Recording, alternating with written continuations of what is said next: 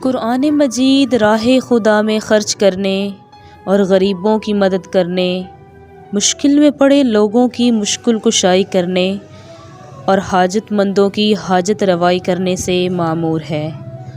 اللہ تعالیٰ قرآن مجید میں ارشاد فرماتے ہیں، ترجمہ: اور وہ لوگ جو اللہ کی راہ میں خرچ کرتے ہیں ان کی مثال ایسی ہے جیسے ایک دانہ جب وہ زمین میں بویا جاتا ہے تو اس سے 7 بالیاں نکلتی ہیں اور ہر بالی کے اندر 100 دانہ ہوتا ہے۔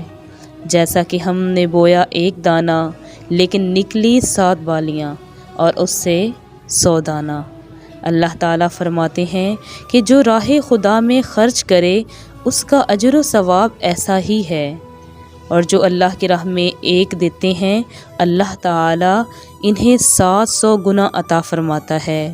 اور اللہ تعالیٰ قرآن مجید میں ارشاد فرماتا ہے، واللہ یضاعف لمن یشاء، اور اللہ جسے چاہتا ہے اور اضافہ فرما دیتا ہے۔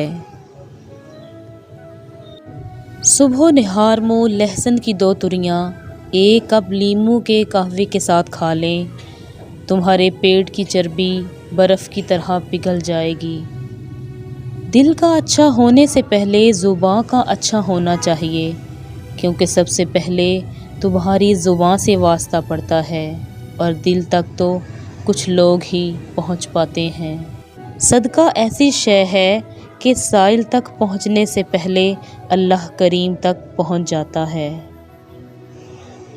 آپ پانی پر درود شریف پڑھ کر گھر کے چاروں کونوں میں چھڑک دیں، گھر کے اندر آسانی اور راحت پیدا ہو جائے گی۔